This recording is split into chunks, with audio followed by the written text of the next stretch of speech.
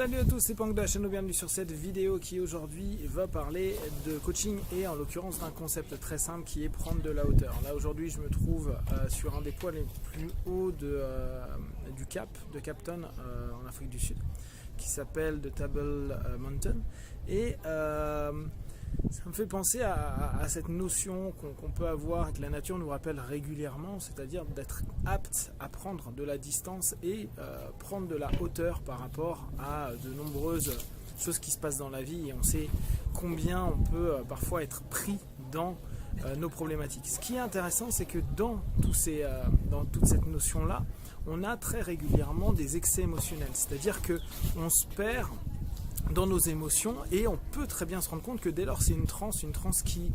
je vous rappelle, connecte conscient-subconscient, et là dans ce cas c'est une transe déséquilibrée subconsciente, où le subconscient avec les émotions et les mémoires à long terme nous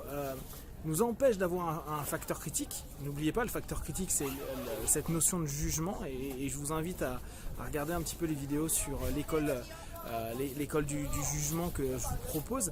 Gardez cette notion de jugement pour pouvoir connecter à chaque fois la logique, l'analyse et le jugement des émotions. Réussir à prendre de la hauteur, c'est réussir à ne plus être la tête dans le guidon entre guillemets, et pouvoir se rendre compte à quel point on a des possibilités aujourd'hui de trouver des alternatives. Le problème, c'est que très souvent on se perd dans nos valeurs, dans nos croyances, dans nos patterns,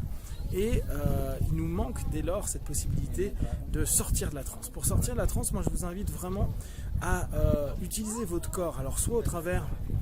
d'une autre transe, mais parfois c'est un peu compliqué, donc des transes plutôt actives comme un peu de sport, ou comme un travail sur du pranayama, sur des phases de yoga, etc.,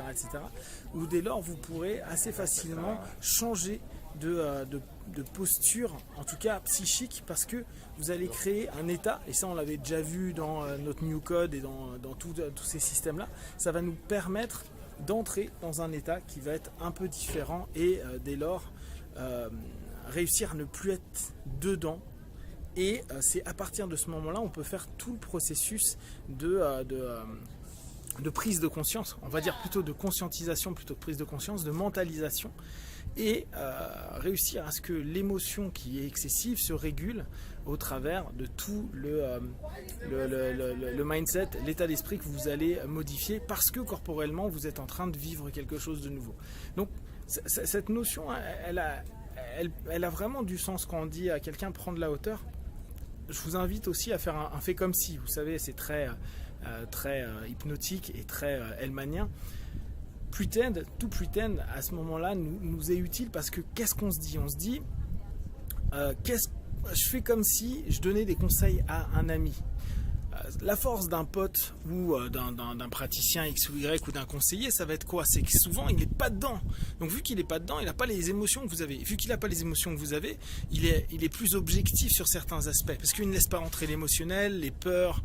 et les différents stress qu'il peut y avoir à travers de tout ça. Une fois que vous êtes dans le tout pretend, pensez toujours, qu'est-ce que moi j'aurais dit si ce n'était pas ma situation?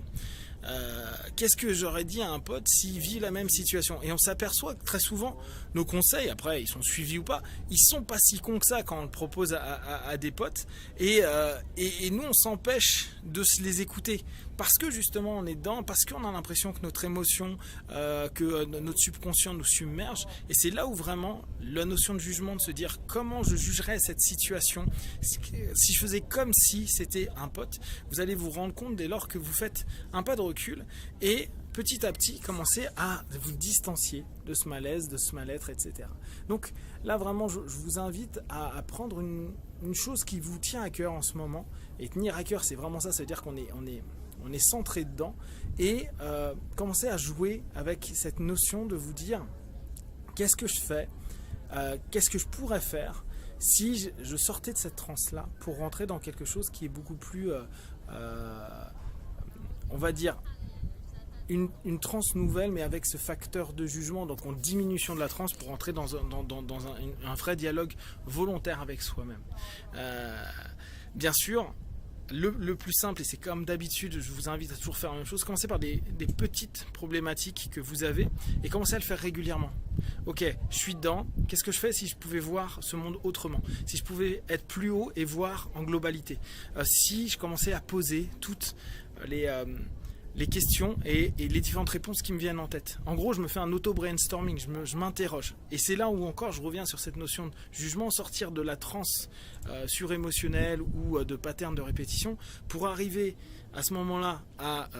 remettre le facteur critique pour éventuellement re-rentrer dans une transe réorientée, mais là volontairement par conscient à ce moment-là en rediminuant le facteur de jugement au travers de solutions d'orientation ou direction qui vous intéressent. Si vous avez des questions et des remarques, vous partagez sur Facebook, YouTube, j'y répondrai le plus rapidement possible et comme d'habitude de tout ce que je propose, ne prenez que ce qui est bon juste pour vous. Testez, observez, analysez, concluez, be one, ciao.